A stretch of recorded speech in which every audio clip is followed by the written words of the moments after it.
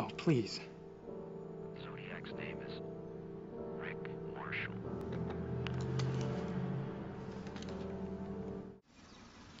He said he knew who the Zodiac was. Give me a name. Rick somebody? Rick Marshall? Yeah. I think that the man who you talked to called me too. Well, after he left, then I checked my files. I never cleared a Rick Marshall. Does the name Rick Marshall mean anything to you? What are you after? What do you got? Hypothetically? You just named my favorite suspect in the whole case. This is off the record. A couple years back, I was trying to get Marshall's prints. I handed him a photo. He looks at it, he's about to give it back, and he stops and he says, "My goodness, I got fingerprints all over this." And he wipes them off.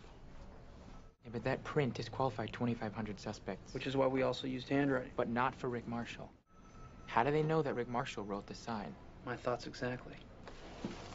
Rick Marshall was a Navy man. He received code training. He was also a projectionist at a silent film theater. Well, then how do I get copies of Rick Marshall's handwriting? 3 ways. 1, get a warrant, which you can't. 2, get him to volunteer, which he won't. And 3? Get creative. I need a sample of Rick Marshall's handwriting.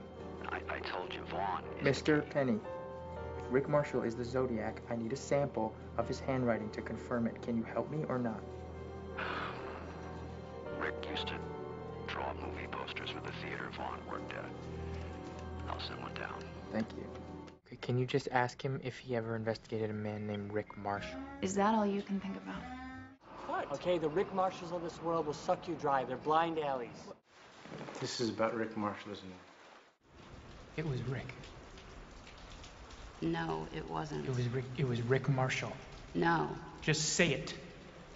it wasn't Rick.